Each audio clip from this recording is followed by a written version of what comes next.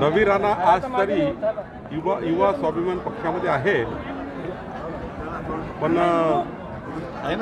शेवटी आमची त्यांना विनंती राहील की त्यांनी सुद्धा कधीतरी हा विचार करावा की भारतीय जनता पार्टीमध्ये त्यांनी यावं, पण शेवटी निर्णय त्यांना करायचा. घटक पक्ष जे आहे ते नाराज आहे. जसे बच्चू कडूंनी स्वतः प्रहारचा उमेदवार दिला, नंतर राष्ट्रवादीचे संजय खोडके ते पण नाराज झाले. माझ्या बिना परवानगी तुम्ही बॅनरवर फोटो कसा छापला, म्हणजे अनेक घटक पक्ष नाराज आहे. तर यांना कशी समजून घालणार? नवनीत राणाईच्या उमेदवारीला माननीय एकनाथजी, माननीय अजितदादा, घटक पक्षाच्या 11 सर्व महाराष्ट्राच्या नेतृत्वाने मान्यता दिली आहे. भारतीय जनता पक्षाने त्यांना तिकीट दिलं आहे. ते आता महायुतीचे अधिकृत उमेदवार आहे. मी सर्व घटक पक्षांना विनंती करणार आहे की नवनीत राणाजी यांच्या जे कमळ चिन्ह आहे, या कमळ चिन्हाला प्रचंड बहुमताने विजयी करण्याकरता आपण सर्वांनी सहकार्य करावं. शेवटी महायुती ही मजबूतीची आहे. या महायुतीला कुठेही गालबोट लागणार नाही. त्यामुळं मला अपेक्षा आहे की थोडी मोठी नाराजी असतात जेव्हा नवीन उमेदवार असतं. अपेक्षित त्या ठिकाणी आपल्याला असतं की आम्हाला उमेदवारी मिळावी, आम्हाला उमेदवारी मिळावी. तर शेवटी एकावेळी एकच व्यक्ती लढू शकतो. त्यामुळं मला वाटतं की सर्वांचं समर्थन मिळेल. सर, भाजपमध्ये पण खूप नाराजी आहे नवनीत राणाच्या उमेदवारीवर.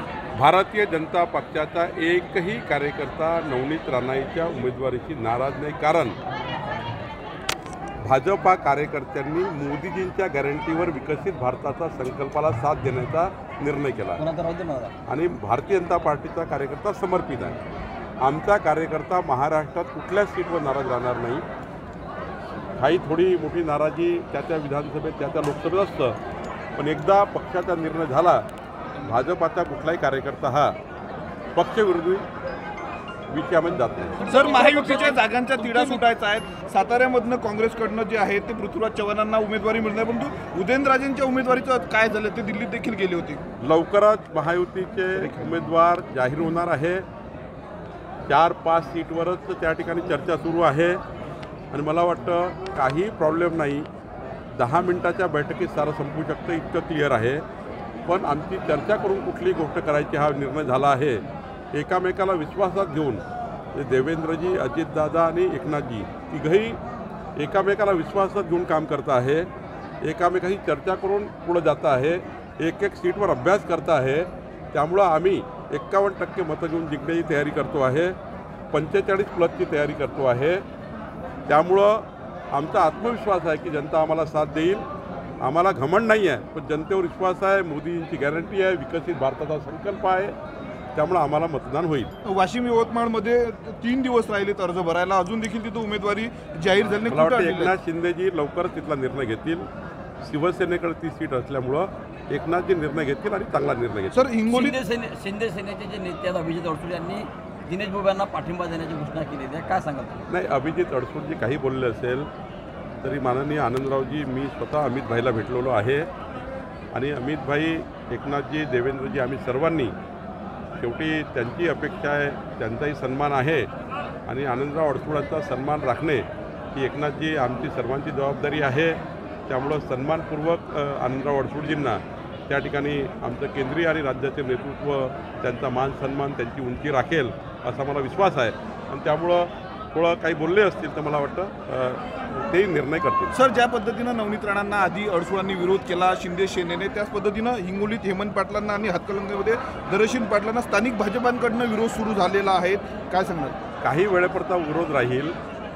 शेवटी जेव्हा अंतिम होतं तेव्हा शेवटी निर्णय होतो विकसित भारताचा, निर्णय होता मोदींच्या गॅरंटीचा. शेवटी मतदान कशाकरता पाहिजे आहे? कोणा व्यक्तीकरता मतदान नाही आहे. तर मतदान हे देशकल्याणाकरता, राष्ट्रकल्याणाकरता आहे, विकसित भारताकरता आहे. आणि त्यामुळं आमचे कार्यकर्ते काही दिवस जरी काही बोलले असतील तरी ते सुद्धा आमच्या महायुतीच्याच उमेदवाराचं मतदान होईल. प्रचंड ताकदीने 51% मतं घेऊन आमचे सर्व उमेदवार निवडून येतील. राष्ट्रवादी काँग्रेस असेल तिथे आम्ही सर्व मदत करू, जिथे एकनाथजीचे उमेदवार असेल तिथे आम्ही 100% मदत करू. एकही माणूस आमच्या विरोधात जाणार नाही. आणि जिथे भाजपा असेल तिथे एकनाथजी, अजितदादा आणि महायुतीचे लोक मदत करतील, आम्हाला कुठली शंका नाही. सर, एक शेवटचा प्रश्न आहे. नवनीत राणाची उमेदवारी देताना भाजपने गडबड केली, कारण त्यांचा जो जात प्रमाणपत्राचा निकाल आहे सुप्रीम कोर्टाने राखून ठेवलेला आहे, अजून तो निकाल आलेला नाही आणि तुम्ही त्या दिवशी नागपूरला सांगितलं की निकाल आला. चुकीचा काढला अर्थ. आतापर्यंत निकाल तपासून बघा असं म्हटलं आणि पुढे निकालाची वाट बघा म्हटलं, तर त्यामध्ये थोडी उपऱ्यास कोणी करत असेल तर त्याला काही मी बोलू शकत नाही. भाजपने गडबड केली का त्यांच्या उमेदवारी? काही गडबड केली नाही आहे, काही गडबड केली नाही. आज तरी त्यांचं प्रमाणपत्र हे व्हॅलिड आहे आणि त्यामुळं कुठली गडबड केली नाही आहे. आणि त्या ठिकाणी मी सांगितलं की आतापर्यंत ते निकाल बघता आणि पुढचा विचार पुढचा कोर्टाचा निकालही येईल तेव्हा त्या ठिकाणी स्पष्ट होईल. सर, बच्चू कडूंनी उमेदवार दिले आहेत महायुतीमध्ये आणि ते म्हणाले की ब्रह्मदेव जरी खाली आला तरी आता उमेदवारी मागं नाही.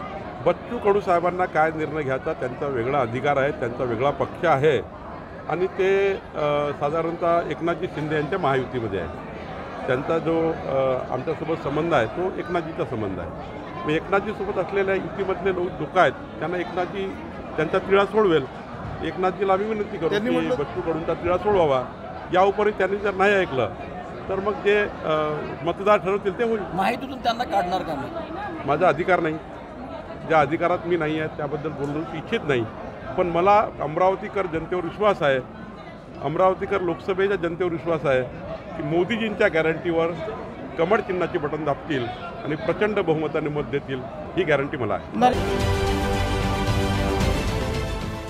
देश विदेशातील प्रत्येक घडामोडींचे लाईव्ह अपडेट मिळवण्यासाठी आता साम टीव्हीच्या सर्व सोशल मीडिया प्लॅटफॉर्मला लाईक, फॉलो आणि सबस्क्राईब करा.